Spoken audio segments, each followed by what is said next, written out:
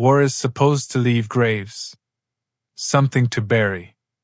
But in 1915, I watched 250 men walk into a gray haze and simply stop existing. No gunfire. No screams. Just their footprints ending mid-stride in the dust, as if they'd been trimmed out of reality. And the worst part? We stood there, close enough to touch them, and did absolutely nothing. I've spent 60 years carrying my brother's lavender pouch, knowing he wasn't killed. He was erased. And that valley? It's still waiting for the rest of us. My name is Thomas Miller. I'm the only one left who remembers the truth. And if that place could take them, there's no reason to believe it ever stopped waiting for the rest of us.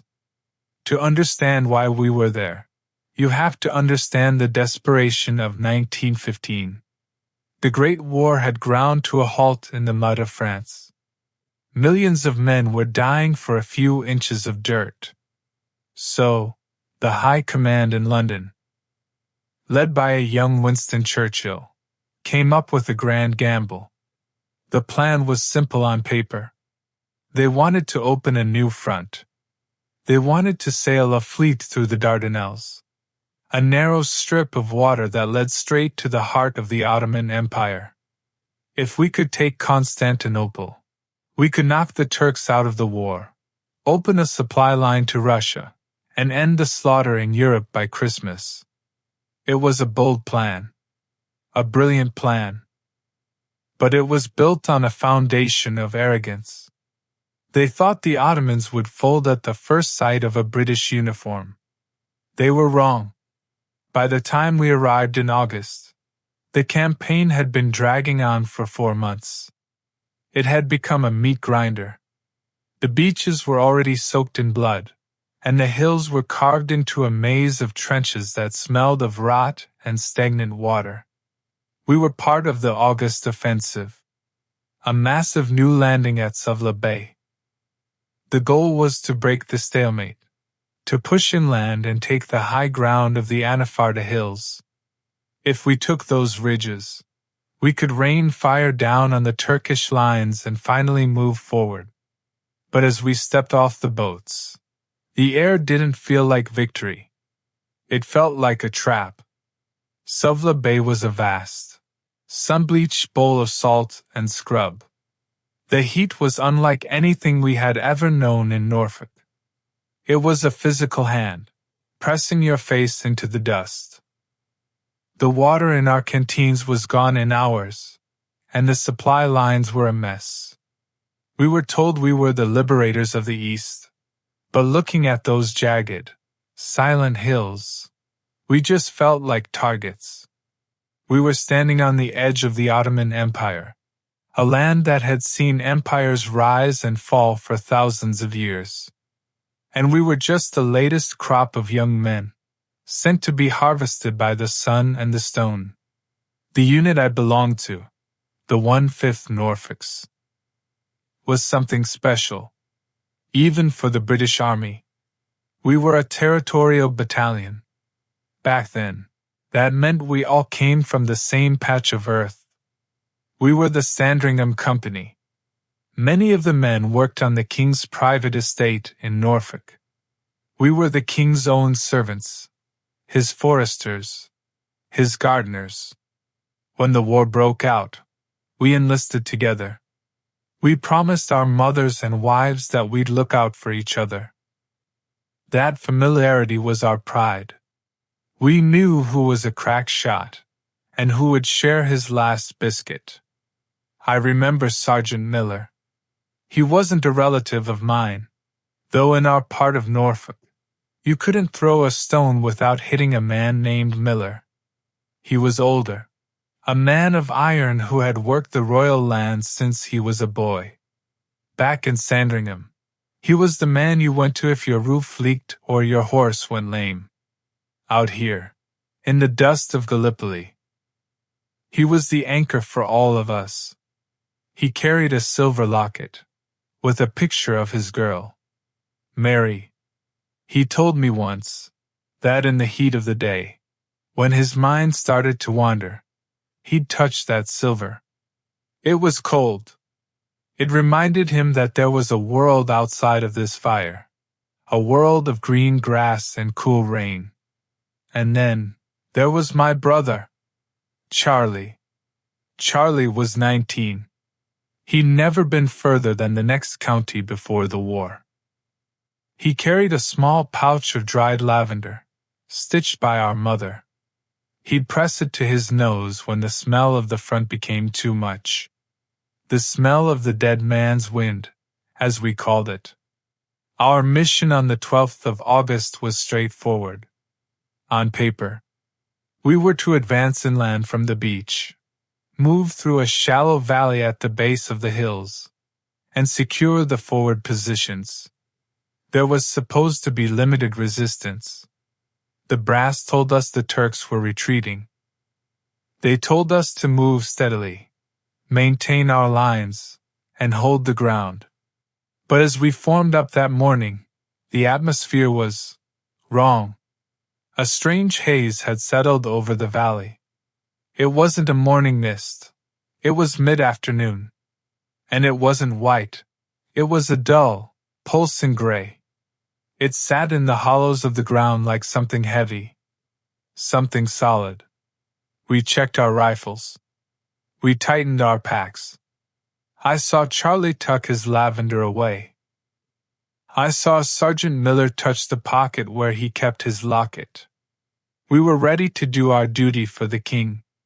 We didn't know that the mission didn't matter. We didn't know that the strategic objectives and the high ground were just words. We were about to walk into a place where the rules of war, the rules of nature, simply stopped. The valley was waiting, and as we stepped forward, the sun seemed to go cold.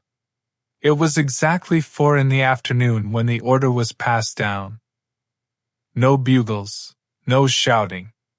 Just the quiet clink of gear as 250 men stood up from the dust. The Norfolks formed a perfect line. To anyone watching from the ridges, it looked like a parade. Their bayonets caught the sun, flashing like silver needles against the brown scrub. I watched Charlie adjust his pack. He looked back at me, just for a second. He didn't wave. He just touched his tunic, right where our mother's lavender was tucked away. And he stepped forward. Then, we saw the cloud. It was sitting at the bottom of the valley, a long, pulsing loaf of gray haze. It didn't look like weather. It looked like a solid object, thick as wool, sitting heavy on the ground. It didn't move with the wind. It just waited. As the leading ranks reached the edge of that haze, the world seemed to tilt. They didn't disappear into the fog like men walking into smoke. They were erased.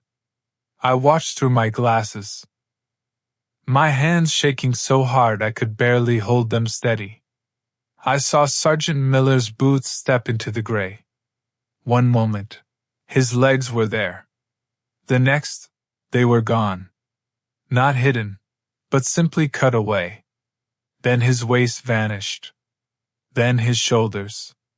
The last thing I saw was the glint of the sun on his rifle barrel. And then, nothing. One by one, the line followed him. They didn't slow down. They didn't scream. They didn't even look around in confusion. They just kept marching, with a steady, rhythmic pace, until the last man stepped through that invisible wall. And then, the silence hit us. It wasn't just the absence of noise. It was a physical pressure, like being underwater. The valley was still there. The sun was still beating down. But the sound of 250 pairs of boots, the sound of men breathing, the sound of life itself, had been sucked out of the air. We stood there, frozen, waiting for them to come out the other side, waiting for a single gunshot, a shout, a signal. 5 minutes passed. 10. The cloud didn't move. It just sat there, glowing with a strange, internal light. And in that moment, I felt a coldness in my chest that the Gallipoli sun couldn't reach. I knew, with a certainty that terrified me, that my brother wasn't on the other side of that hill. He wasn't in that valley at all. The scouts were sent in an hour later. 3 men. Men who had survived months of trench warfare. Men who weren't afraid of anything the Turks could throw at them. We watched them walk into the valley, but they didn't go deep. They didn't have to. When they came back, they weren't the same men. Their faces were the color of ash. Their eyes, they had that 1,000-yard stare, looking at something miles away. The first scout, a man named Henderson, walked straight up to me. He didn't say a word. He just opened his hand. Lying in his palm was Sergeant Miller's silver locket. The chain was snapped, but the silver was clean. No blood. No dirt. It looked like it had been polished a second ago. Henderson told me he found it lying on top of a flat stone, right in the middle of the valley. "There are no bodies, Thomas," he whispered. His voice was thin, like paper tearing. "There are no tracks. No struggle. Just this." Then he reached into his pocket and pulled out a small, tattered pouch. It was the lavender. My mother's lavender. The stitching was still perfect. The scent was still there, sweet and flowery, cutting through the smell of salt and death. It was lying in the dust, right next to where Charlie's last footprint ended. Henderson said the footprints didn't fade out. They didn't lead anywhere. They just stopped, mid-stride, as if Charlie had been lifted straight up into the sky. The other scouts, they were worse off. One of them just sat on the ground and started weeping, not like a man, but like a child who has seen something he wasn't meant to understand. The other one, he just kept staring at his own hands, turning them over and over, as if he was checking to see if he was still real. We realized then that the valley hadn't just taken the men. It had taken their future. It had taken their deaths. They hadn't fallen for king and country. They hadn't died heroes. They had been deleted. I took the locket and the lavender. They felt heavy, heavier than lead. As I tucked them into my tunic, I realized they were the only things left of 250 lives. The valley had taken the flesh, the bone, the spirit. But it had left behind the things they loved most. It was a taunt. A final, cruel joke from a place that didn't belong to us. We were ordered to move out that night. We were told to forget the incident. But as I marched away from that valley, I could feel the locket pressing against my heart. And I knew that I would be carrying that silver and that lavender for the rest of my life. Coming back to Norfolk, it felt like stepping into a dream that had turned cold. The train pulled into the station, and the air smelled of damp earth and rain. It was everything we had prayed for in the dust of Gallipoli. But as I walked down the streets of Sandringham, I realized that the village was hollow. Every house had a black ribbon. Every window seemed to be watching me. I was the man who came back. And I was the man who had to explain why 250 of their sons, their husbands, their fathers, were just gone. I went to see Mary first. Sergeant Miller's girl. She was standing in her garden, wearing a dress that had grown too big for her. When she saw me, she didn't cry. She just stood there, waiting. I didn't have any words. I couldn't tell her about the gray cloud. I couldn't tell her about the valley that ate the sun. I just reached into my pocket and handed her the silver locket. She took it, and her thumb went straight to the latch. She opened it and saw her own face staring back. She looked at me, her eyes searching mine for a wound, a scar, some proof of a struggle. "Where is he, Thomas?" she whispered. "I don't know, Mary," I said. And that was the hardest truth I ever told. "He just stepped away. He left this for you." She didn't believe me. Not really. She spent the rest of her life watching the road, waiting for a man who had been erased from time. Then, I had to go home. To my mother. I walked into the kitchen, and the smell of bread nearly broke me. My mother was sitting by the fire, clutching a letter from the War Office. "Missing in action," it said. I took the lavender pouch, the one she had stitched with her own hands, and I laid it on the table. It was still sweet.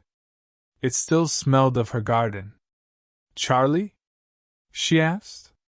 "He's not coming back, Mother." "Did he fall, Thomas? Did you bury him? Tell me where he is, so I can bring him home." I looked at her, and I felt the weight of that valley pressing down on my lungs. I wanted to tell her the truth. I wanted to tell her that Charlie hadn't suffered, that he had just moved on. But how do you tell a mother that her son wasn't killed? He was simply deleted. I told her he died a hero. I lied. Because the truth was too heavy for a mother to carry. For years, I tried to tell the story. I spoke to the officers. I spoke to the historians. I told them about the haze, the silence, the way the ground seemed to swallow the line. They looked at me with pity. They wrote shell shock in my files. They said the heat had played tricks on my mind. They said the battalion must have been captured, or lost in the hills, and that the cloud was just the smoke of battle. But I knew. Henderson knew. We were the ones who watched from the ridge. I wasn't in the line that day because I was a runner. I was ordered to stay back, to maintain the link between the battalion and the brigade. I stood there, safe, while my brother walked into the void. That is the weight I carry. Why was I the one left on the ridge? Why did the valley take Charlie, who had so much to live for, and leave me? I stopped talking about it eventually. I realized that people don't want the truth. They want a story that makes sense. They want a grave they can visit. They want a name on a stone. But there is no stone for the Norfolks. I never married. I couldn't. How do you share a life with someone when half of your soul is still standing on a ridge in 1915, watching a gray cloud? I still have the lavender pouch. My mother left it to me when she passed. Sometimes, on a quiet night, I press it to my nose, and for a second, I can hear them. I can hear the rhythmic thud of 250 pairs of boots. I can hear Sergeant Miller's whistle. I can hear Charlie laughing. They aren't dead. I know that now. They are just somewhere else. The doctors say I'm an old man with a tired heart. They say my memories are fading. But they're wrong. The war ended for everyone else in 1918. But for me, the war is still happening. The sun is still hot. The salt is still white. And the valley is still waiting. We think we carry the things we love, the lockets, the lavender, the memories. But the truth is, they carry us. And one day, very soon, I think that gray cloud is going to come back for me. And this time, I won't stay on the ridge.